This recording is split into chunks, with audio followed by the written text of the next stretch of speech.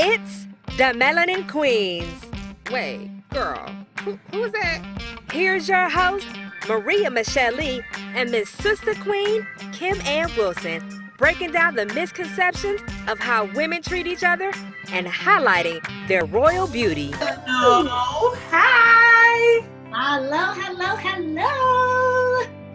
Welcome to episode 7.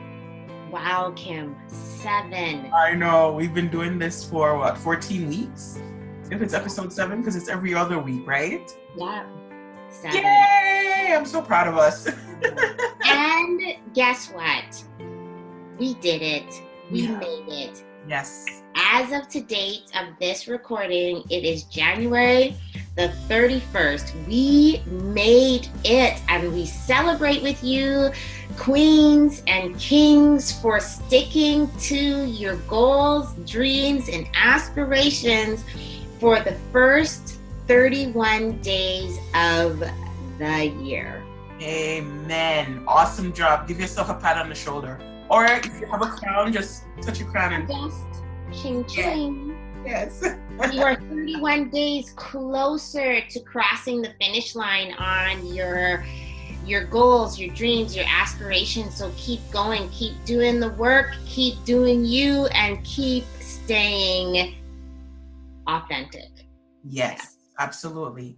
So today's episode, we actually deviated a little bit because something kind of happened over the past 2 weeks that, was impressed upon, Maria's heart to address. So instead of going through on our scheduled episode, which would have been selling yourself short, we'll leave that one for next episode. So it'll be episode 8. So episode 7, drum roll, Maria, is Starving the enemy. Yes.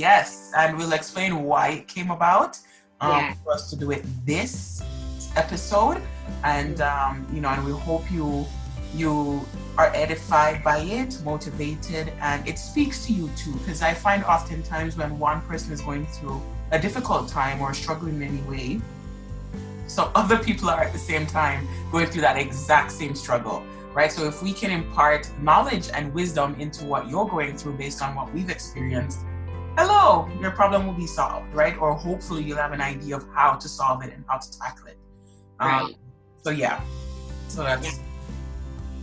Yes, well, the thing is, Kim, we've been, I don't know, like something is really happening over this podcast. Like we're getting really deep. We'll say it over and over again. We're not here to bring you anything ratchet. We're bringing you realness. We're unapologetically us and authentic. And I think it's so important for you guys to walk away with something poured in. Let's plant good seeds and you can grow from it, And I mean, yes, it's fun to talk about stupidness, but at the realness of it, our conversation, let it spark a conversation amongst you and your tribe. And if it's something that's fry your brain and ridiculous, then we haven't really done our job. So if you go back to all our episodes up until this one, if you go back, you will see that there's a trend. And the trend is, feeding your soul and taking yourself up another level. And so today's topic, starving the enemy, is exactly that. However you view the enemy, where it's negativity, evil spirit, the devil, however you want to term it, because it is all those things, actually. It is all those things. You need to starve the enemy and you have to stop feeding the enemy. So here's an example. You and a friend are talking, and then you start bringing a third person in your conversation who is not there. That in turn is gossiping. You're not edifying your friend, whom you say is your friend, or even the person you have an issue with. You're tearing them down. Instead of staying quiet and being present and how to bring resolve to the situation, you are spewing ugly words. You are speaking death and not life. There is power, there is life and death in the power of the tongue, right, Kim? Yes. Oh, yes. Any power. And so you decided to feed the enemy. You gave the enemy negativity, negative talk, evil spirit, the devil, more food to feed on. And you don't walk away feeling empowered, and you don't. You may talk a whole lot of crap saying that you are empowered by getting out all this anger or whatever, but you never took it to the person that offended you. And even if you took it to the person that offended you, you should have left it right there. Why are you bringing in another person? You just fed the enemy. To starve the enemy is to say nothing at all. It is between you and that person, and it is left there. It is for you to create and find peace about it, whether the relationship can be restored or not. It is for you to find peace. It is not for you to, drop the phone with that person and then go pick up the phone and talk to somebody else. So to starve the enemy, you have to do the exact opposite. Make sense? Oh yeah, absolutely. And as you were talking, one thing that came to mind, and I know people know this, but just to bring it into analogy and to kind of show you exactly the reality of things. Many times, myself, you, everyone has done this and seen it happen before, where you say something that you don't mean. Like, oh my gosh, I hope that tree falls over and just burn. Yeah. 2 weeks later, the tree falls down and burn. You're like, oh my gosh, it happened. Mm-hmm. Right? Just to show that your words actually have power. That's why a lot of the times people say, speak it, because when you speak it, you give life to it, and it will go out and actually fulfill exactly what you've spoken. Right. So, speaking something, make sure what you're speaking is what you actually want to see. Right. So if you're speaking negativity, what else do you expect to have if what you say is just negative? You can't sow corn seeds and reap banana. Right? So if you're speaking negativity, that's exactly what you're going to reap and yield. So exactly what you're saying, Maria, in when you're speaking to someone. And there's another perfectly popular saying that says, if you have nothing good to say, don't say anything at all. Mm-hmm. Right? Because again, remember, if you're going to speak negativity, that's what's going to become reality. That's what's going to birth. And another one too, I find, is a lot of the times we have this discussion just before recording, talking about your spouse, your children, family in a negative way. You're speaking what is, there's another way to term it. Don't speak what you see, speak what you want to see. So instead of saying, oh, he's lazy, based on what you're seeing right now in this moment in time, speak, you know what, he's hardworking, right? He's dedicated, he's committed. That is what you want to see. And you know what, not long, he'll start to flow into that, because what you said, it came out and it gave life. Mm-hmm. It's gonna feed into that person to help that person move from, the current situation to where you want them to go and be. Yes, exactly, Kim. Exactly, that is exactly it. And I mean, in this of starving the enemy, it takes practice. Oh yeah. Like, you can't learn to eat well overnight. It takes trial and error. It takes practice.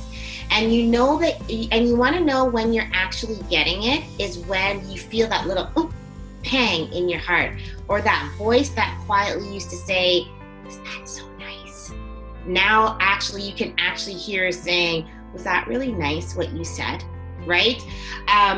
Another way of starving the enemy is to be grateful. Have a heart of gratitude. Someone opened the door for you, be actually conscious and say thank you, right? You can expect the door to be open, but my gosh, have gratitude and say thank you. right? Don't just look at the person like they're less than you.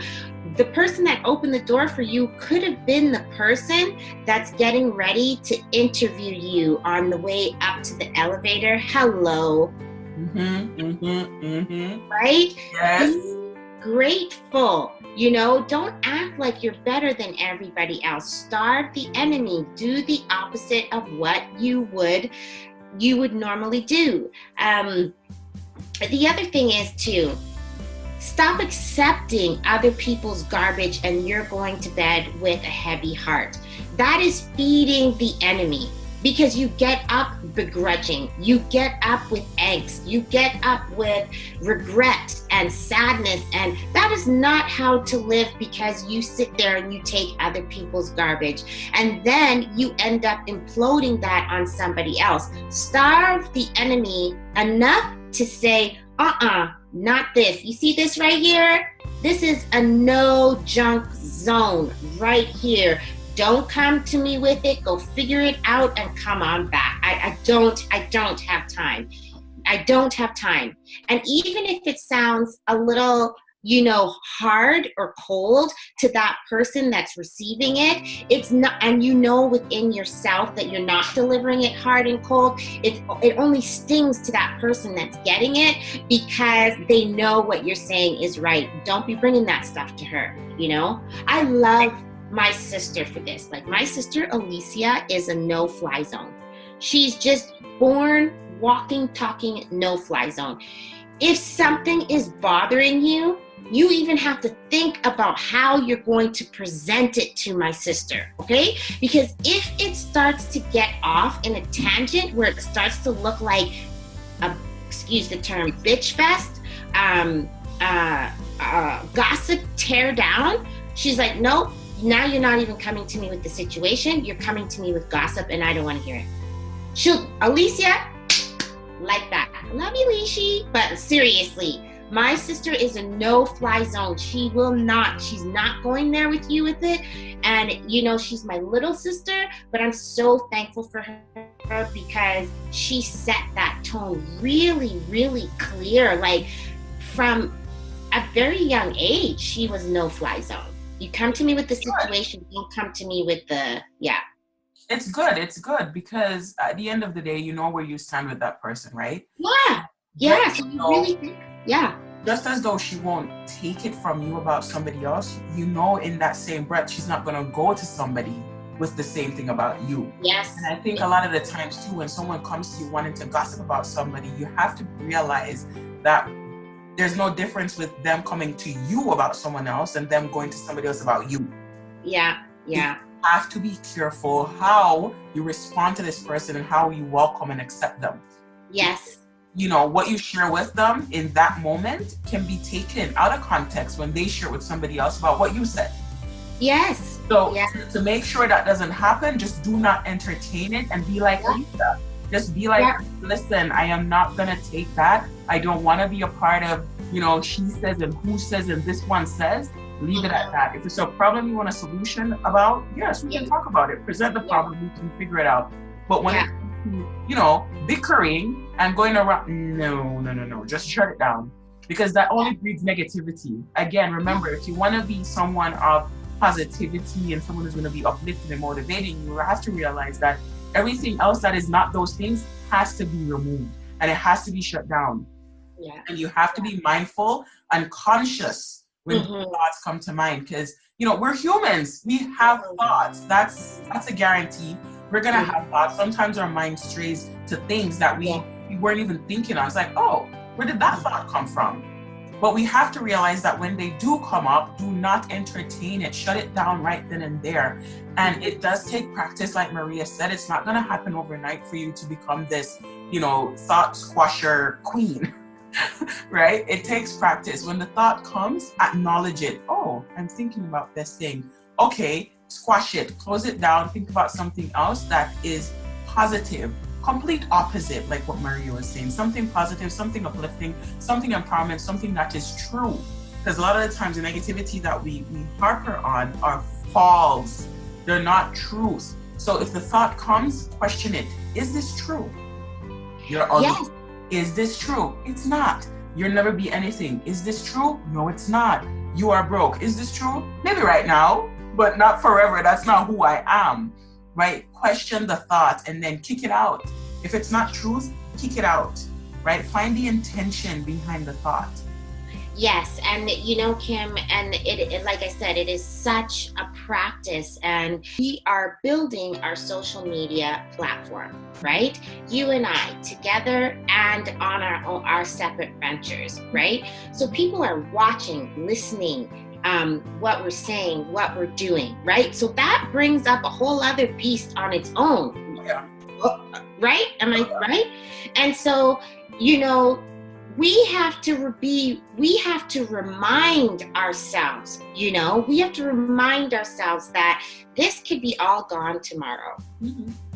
So, you know, as people think like they're bigging up and they're this and they're that and they're whatever, feeding the enemy, you know, do you know who I am type of attitude, it doesn't work. It doesn't work. Humility wins out every time. Humility, gratitude wins out every time. And when we talk about starving the enemy, it's like I said earlier, it's just stop speaking death on things and people. We feed the enemy when we curse our money. Mm-hmm.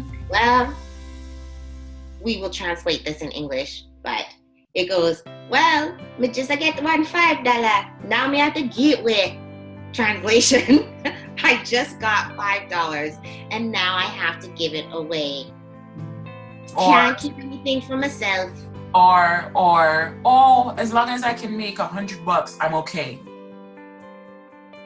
Like, what is that? You know, it's like I was blessed with $5 today, but somebody needs it more than I do, and I am going to happily give it to you because I was blessed today.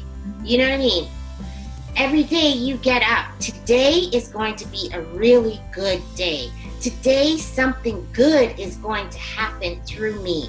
Today, something good is going to happen to me because today is going to be a really great day. And if you said something along those lines, I mean, I first heard it from Joyce Meyer and then I heard it from somebody else. And if you get up every day, even if you're like, you take the covers off and you're like, oh, I didn't even get a good sleep. Stop. But today's going to be a good day though. Today, and you can't even think it, Kim. You literally have to say the words, like say it audibly so you can hear it. You have to say it because when you're thinking negative and trying to speak positive, you can't think the negative. You actually have to make the choice. And so if you just, so what you're saying is, I'm not going to feed the enemy today. I am not giving it one donut, one cookie, no sweetness, nothing. I'm going to keto this mother so badly, you know. I'm gonna, you know, and I'm not promoting a diet. I'm just saying what the craze is right now. But I'm just saying, like, it's, don't feed the enemy nothing. The enemy has taken your money. The enemy has taken love from you. The enemy has taken your home. The enemy has taken your job. The enemy, like, why are we giving this thing so much power? Call your power back. Stand tall in your truth. Speak life into everything that is good and prosperous for you. We don't do that anymore. We just say, we just throw our hands up in the air and say, what you gonna do? We say, que sera, sera. Whatever will be.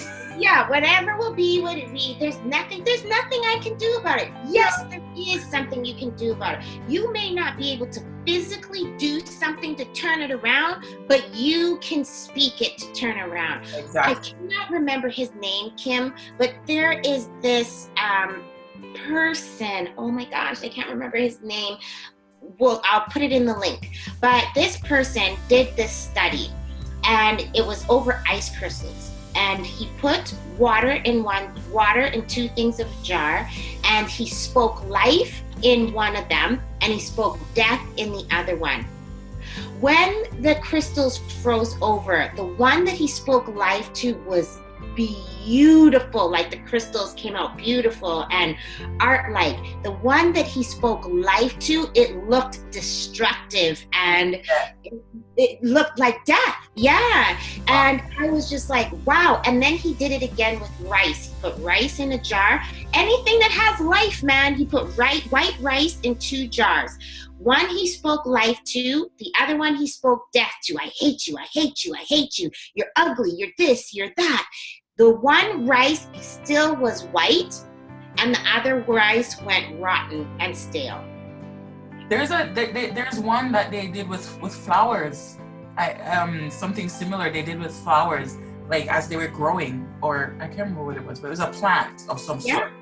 And 2 plants, one they spoke life to and one, they spoke death with. Obviously the one that had, life spoken over it blossomed and bloomed. It was beautiful. Yeah. One just withered and curled over and was like, oh, woe is me.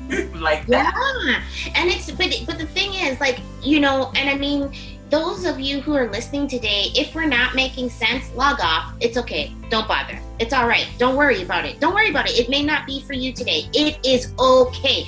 But I will tell you, if you are a person that grew up in a family and your parents weren't that great to you and you are walking around with issues right now, that's why. What did they say over you? What is it that you remember of them? Those of us who are parents right now, yes. What have we said to our children?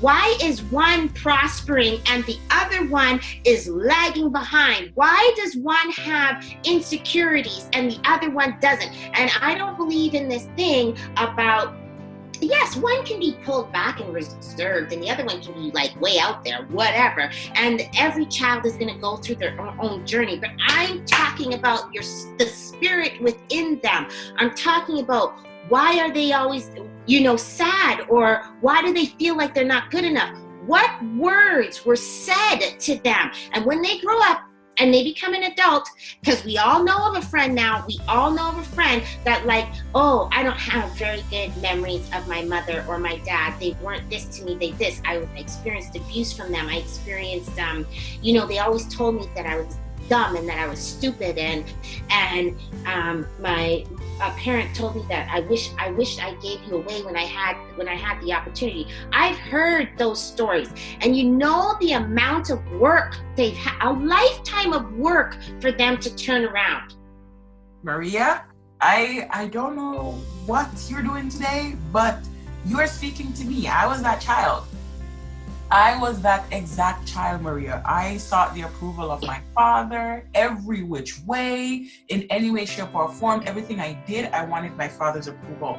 But he was never one to show love or to speak life into anything, much less his children, right? And for all of my teenage years, I walked around like that, like you said, feeling that I would never be anything, I'm this, I'm that, and it was all negative, right? But my epiphanic moment came when I was in college, when I realized that, no, I'm not going to allow those thoughts to dictate what my future will be. I'm going to stand up for myself, I'm going to open my mouth, and that's when I started to become the person you see today. Mm-hmm. Prior to that, Maria, I was shut out. I was closed off. I wanted no one to talk to me. I wore full black from head to toe with a massive hoodie. I did. I wore a massive hoodie. My hoodie would stop about here. I would literally bump into the light post when I walk because I'm holding my head down. I don't want to look at anyone. I don't want no one to talk to me.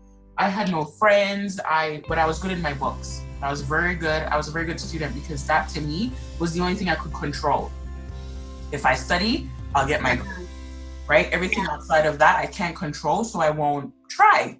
Yes. So you are speaking to me back then, and it affected everything for me. I didn't start dating till I was 20 years old for that exact same reason, right? My relationships weren't great. I didn't have a good view of men, period. Because to me, the person who should emulate what a man should be like or treat a woman was be like crap, right? So for me to say, okay, I didn't want to get married, Maria. I didn't want to have children. Yes, I know this is new, but this is like total different Kim. Honestly, I wanted nothing to do with men. Not saying that I was, you know, a lesbian or anything, but how I was treated, I wanted nothing to do with men. So I can personally relate to anyone who's listening that's been there where, you know, the parent has said this and said that on their life and over them and you know, never showed them love. Look at me now, I'm married with a child. But that being said, it's because I had to deal with those issues. I had to go back and really forgive him first and foremost. I had to forgive him because otherwise I wouldn't be able to move on. I wouldn't be able to accept my husband, right? I wouldn't be able to give him that opportunity to show me what a real man's supposed to be like. So I had to deal with those issues, and as well as dealing with the negativity that came with it as well. For me, it took time, obviously, because each time something negative would come up in my mind, I have to intentionally stop it and reverse it with a positive. Example, I remember one time I went home with a 98% on a math exam, right? You know, seeking the approval, I went to my father. I'm like, hey, look what I did. You know, I got 98. And he said, where's the other 2%? Yeah, that's what he said. He didn't say good job, better time next time or whatever. No, 98%, Maria, 98%. And he asked where the other 2% was, right? So that's not even the tip of the iceberg. 2%? You want the other 2%? You're kidding. 2%. He asked me where the other 2% was. I know, weird. Another time I asked him for money to buy feminine products. And he said to me that he wouldn't give me 1 red cent even if I was a dead dog. Yep, my own father. And he lived up to it. That was my father. But needless to say, we don't have a relationship. But, you know, I say that to say this. And that's not even the tip of the iceberg, people, or Maria. That's not even the tip of the iceberg. You know, I can relate. I can relate because, wow. I can relate because I remember being called stupid, you know, and my mom was great, but she was a single parent raising 4 children on her own, no help, right? And so that was a word, but she didn't realize that as an impressionable child, right? That word weighed on me so heavily, like I thought I couldn't do anything, you know. And she, you know, just as we, you know, like for the longest time when my kids were little, I would tell them never to use the word stupid and never use the word shut up, because those were regular words. You're so dumb. Didn't you hear me say, you know? I'm like, but she, and in her, I'm not trying to make excuses for her. Like I said, there was an era where, you know, words would just fly out of your mouth, right? And, you know, I get what you're saying about parents that don't stand up. It took, for the amount of years that Dwayne was insulted by his dad, it probably took him that many years to shake it off. Let me tell you something, adults, parents, older brothers, older sisters, watch what you say around your people that are under you, coming up underfoot under you, okay? Because this is all about feeding the enemy. And you see how much it takes away from a person, you know? It takes them as many years as you call down that person, it takes them that much longer, if not longer, to shake it off. To shake it off. Honestly, it takes them that much longer. And we just have to be mindful, man. We just have to be so mindful. You know, you spend so many years and then we keep going back. Well, that was how, but you know what? that was how I was brought up. And that was how, I'm not saying that we have to be weak. I am saying words have power and they leave scars. When you're in an abusive relationship, the scars heal from the beatings, but the words never heal. Yeah, there's a saying that says, for one negative thing that's said over you, it takes 10 positive one just to erase that one negative. So if I say you're ugly, you're gonna have to hear you're beautiful 10 times just to cover that one. Exactly. And then when we don't make peace with that, we go and we do it to somebody else, feeding the enemy. You understand what I'm trying to say? Like, I can remember being told just in around within my family, but just like being a kid and being called, the dirty N-word. Your skin is too dark. Light-skinned girls are better. And then, it just creates this thing about yourself, and then you have to get in your own self and say, no, all girls are pretty. Light-skinned, dark-skinned, Asian, white girls, Spanish girls, they all have their uniqueness, because when you talk to other girls of other races, because you just think, oh, it's just black girls that are deemed ugly. I have other friends from other ethnicities, and they were told the same story. It's the words that we're speaking, people. Yeah. It's the words that we're speaking, and then we turn around and we do it to somebody else. Yeah, that's starving the enemy, you're feeding it. That's because, there's another saying, hurt people, right? If you're hurt, you're gonna turn around and hurt somebody else. So you really have to deal with the root of your hurt, before you can start to impart positivity into somebody, right? What's gonna come out of your mouth is what's in your heart. And if you're hurt, you're gonna naturally hurt somebody else. Well, Kim, my heart is breaking because I truly didn't know that is what you went through. There's tons more. Honestly, I know. I truly didn't. But this is the realness that, you and I have always talked about. And how come it's every time we go to press record, all this stuff comes out, but it is within our true selves. I will tell you, oh my gosh. We carry so much. We carry so much. And that's what I'm talking about when we say the enemy has taken so much away from us.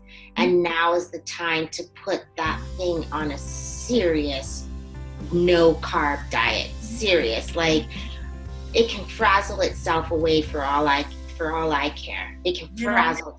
So many beautiful minds have been tainted, ruined. Yeah. I just felt impressed on my heart just to say this. Something too that I've always wondered, and this has always been an issue for me growing up, and even in relationships. Father's Day has always been an issue for me. Every Father's Day, I used to cry. I used to cry on Father's Day because I want a father. I have one. People say, oh, your father's there.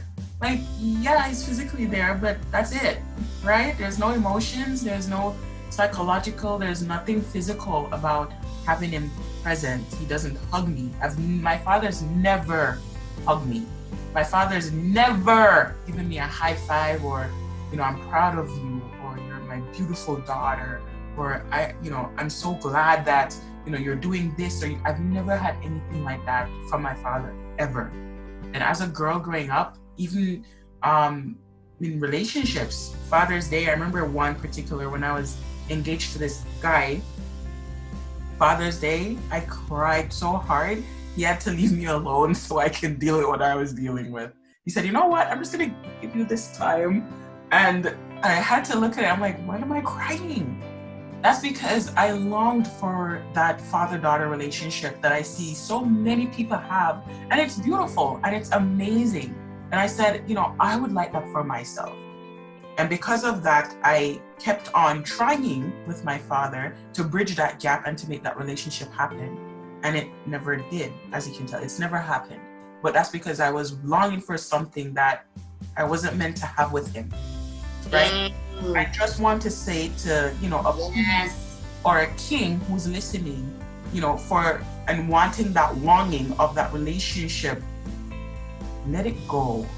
Like, honestly, I had peace when I let it go and I dealt with it in my own self, deal with that hurt, forgiving him, number one, and then forgiving myself, number two, right? Because at the end of the day, in that time, there was nothing I could do. I was a child. I have no idea how a man's supposed to be, or, what a father-daughter relationship's gonna look like, or how it's supposed to look like. So you need to forgive yourself as well. To say, oh my gosh, why didn't I do this? Why didn't I do that? The should have and the could have and it's okay. You were a child. You are a child. You were a teenager. Whatever. Let it go. But stop feeding the enemy. Yes, stop feeding the enemy. Let it go. Forgive. I'm not saying forget, but just forgive, because at the end, you can't forget though. No, you will never forget. You can't. And yeah, I mean, like, I hear you on that, because you have a physical father. Mm-hmm. I don't. My mother is my mother and father. And when a man tried to represent that in our house, they, what's the word I'm looking for? They abused that by abusing me, right? So I too have had weird misconceptions about men. I didn't know, but what I knew was anything that was sexually immoral, right? Or made me feel uncomfortable, that made me take 10 steps back from ever having a boyfriend, because the introductory of a man's love was shown wrong to me, was shown absolutely wrong to me. But when did I stop feeding into that? I think I probably just turned 20, and I woke up one day and I said, I'm going to stop giving you power now, because this thing happened to me, but I'm not going to let it become me. You know what I mean? Oh, yes. What it has done, it's given me a sharp eye. It's given me, because some people that it's happened to, they probably went the extreme, right? You go one way or the other, right? For me, yes, it brought me to hold myself in and, be afraid, right? So it made me know what I want in having a helpmate. It really showed me early in life about what I wanted, whereas for some, they went the extreme. They were trying to chase what that real love should look like. But yeah, when I got up one day in my early 20s and I'm like, I'm not feeding you anymore. I'm not giving you any more power. I'm not going to let people come in and try to defile my body. I'm not. And because I kept to myself, for the longest time. I never thought, here we go. I thought I was stupid. I thought I was very ugly. So stupid, very ugly person. You talk about wearing a hoodie or whatnot. As much as I it was like I was fighting to be two people. So as much as I was trying to be happy and vivacious and everything, I would hold back a lot. I knew my friends would have boyfriends, but I wouldn't have a boyfriend. I would just be the friend, you know what I mean? And then I felt like I I was too shameful. I was too, Yeah. you know, And then And then when I did have a boyfriend, what did he do? Like, he cheated on me the first, but whatever. And then, I'm like, oh, is that the way it's supposed to be? So I guess I'm going to go and do it to somebody else now because, if that's the language. But then after, when you're a teenager, it's like, that doesn't work. It doesn't work, and you're in here, and here I am again. Here I am now, feeding. You know what I mean? And you got to stop it where it is. You got to acknowledge it, and you have to say enough, We've been talking about starving the enemy and stopping, thoughts. And a lot of you might be asking, okay, so how do you do that? Like, what do I do to stop it? And, for me personally, what I've found, I'll give the analogy of a doctor performing surgery. Right? A doctor performing surgery, open heart surgery, is fully focused and concentrating on, cutting this vein or whatever. I don't know. I'm not a doctor or whatever. But he's obviously got to be laser focused on doing what he's doing. And sometimes those operations can take hours, right? So in that surgery room, that doctor is paying attention. Don't you think thoughts of his children come up? Thoughts of his wife? Thoughts of it, or his or her husband? Thoughts of what tomorrow looks like? Thoughts of what my mom said to me just before I walked into this surgery?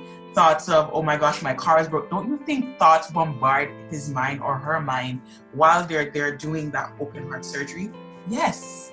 What do they do in that moment in time to make sure they don't snip the wrong vein or whatever? Yes. They have to be intentional. And when the thought comes, they purposefully shut it down.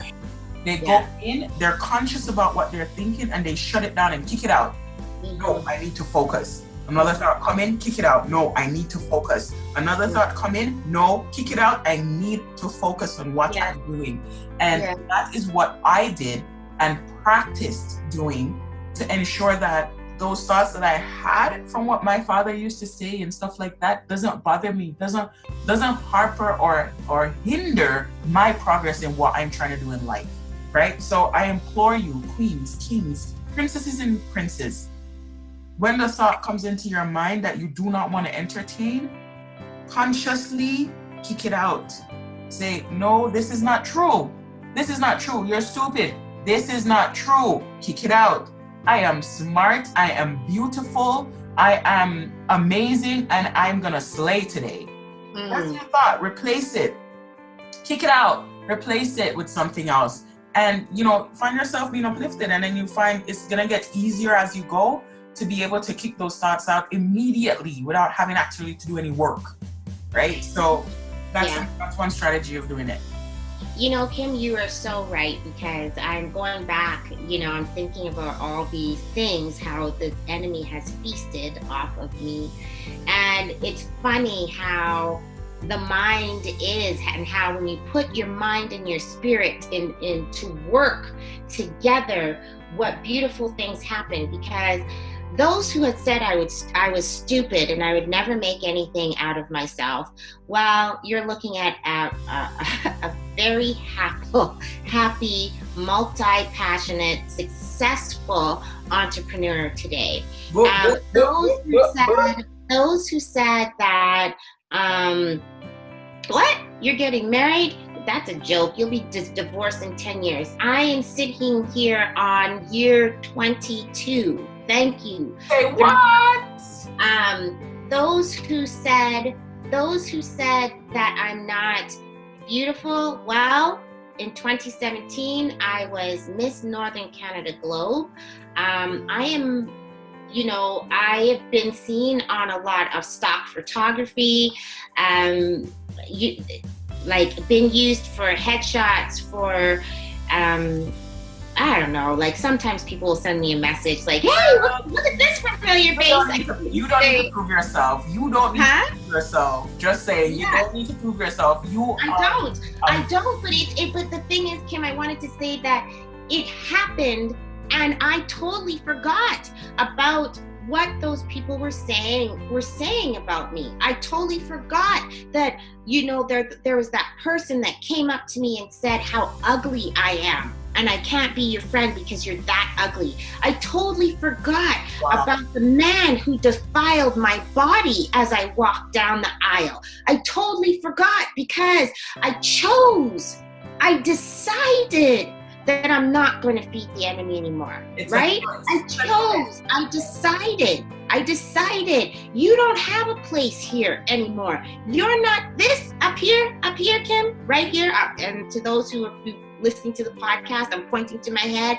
This is prime real estate.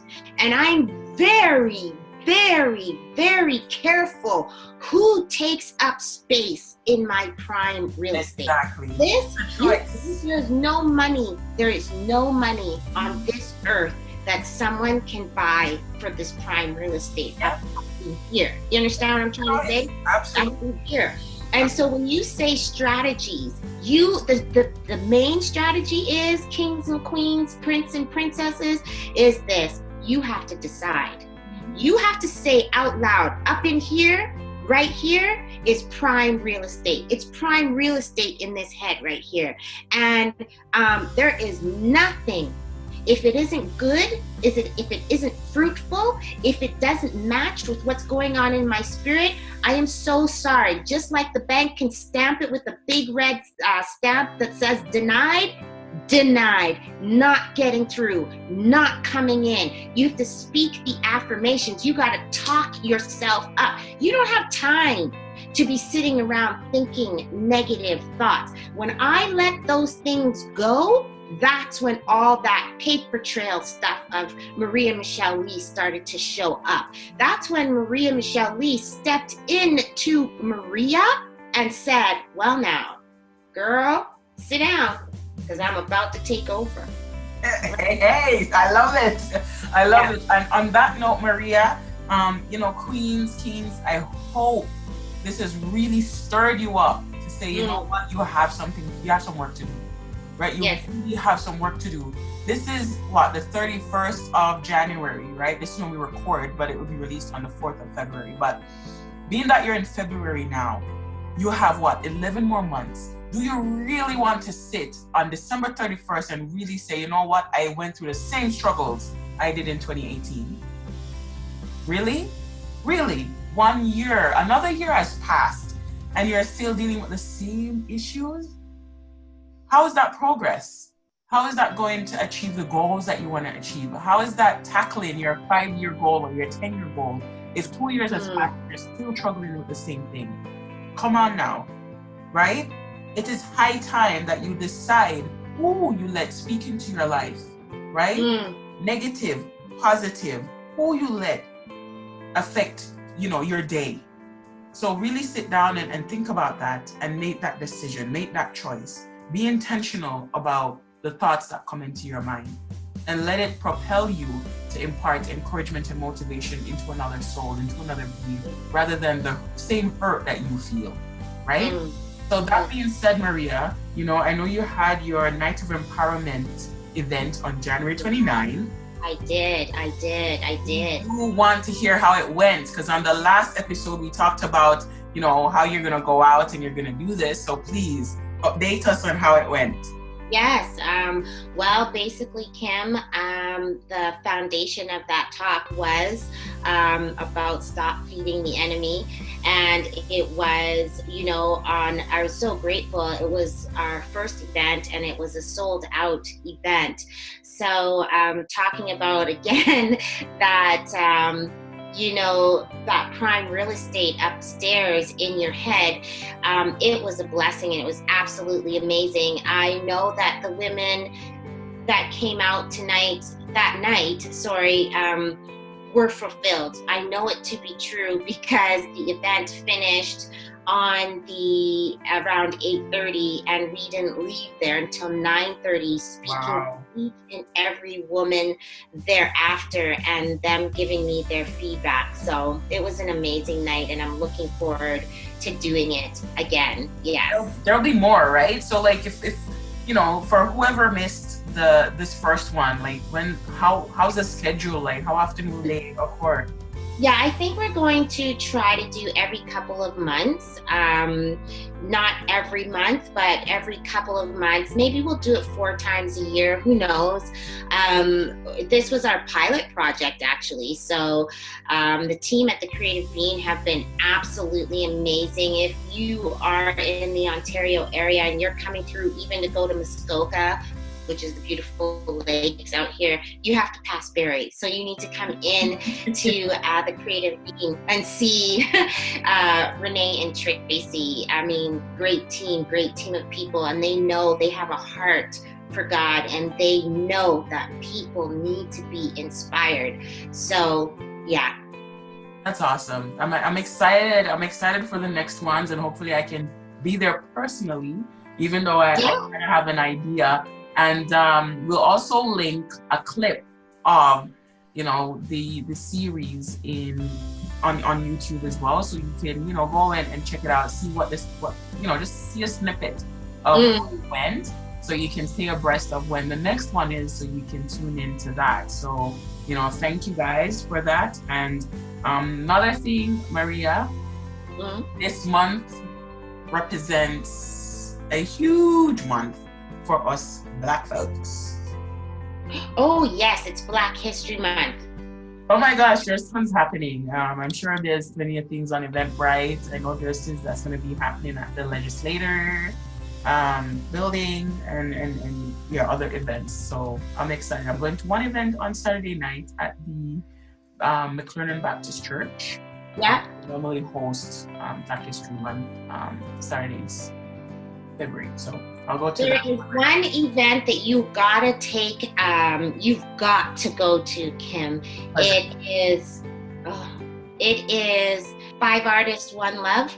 Love Artists by Darren and Rose Jordan. You have to, let's make sure we put that in the link. I have gone, oh my gosh, for a couple of years now in a row before I left, and Darren and Rose work so hard. They are of the art world, and they put on an amazing event every year during Black History Month. You have to see these two at their best. They have been, I think this is year 12 now, because I was there when they celebrated their 10th anniversary of it. But 5 Artists, One Love. People in Edmonton, please go out and see this. This is creativity at its best. I mean, singers, I think they kind of have this barbershop theme that's going to be happening. So you need to check that out. So we'll make sure we put that in the link for you to check it out. How about up your side? What's happening? Oh my gosh. Wow. It is Toronto. Yes. Hello, Black History Month in Toronto. I don't think we have enough time for what's going on in Toronto. I think they actually started, because I did see something on social media, like Sunday was the big kickoff already to some events that have been happening. So I will keep you posted. I can't tell you. Yes. I'm being honest with you. I wouldn't even know what the first thing to come to mind, because there's so many events going on. Mm-hmm. No, I believe you. That's awesome. So our next episode will be February 18, guys, and we will follow through with episode 8 as Selling Yourself Short. Right, we will. And be sure to look out for us on our social media platforms, Facebook, Instagram. Check us out on YouTube. And anywhere else? No, just us individually. Maria Michelle Lee on Instagram, Inspired by Maria Michelle Lee on Facebook. Kim Ann Wilson on Instagram and of the same name on Facebook. Check us out to see what we're doing, and we'd love to have to build our tribe. Join in our happy life. Oh yes, absolutely. And if you like our crowns, let us know.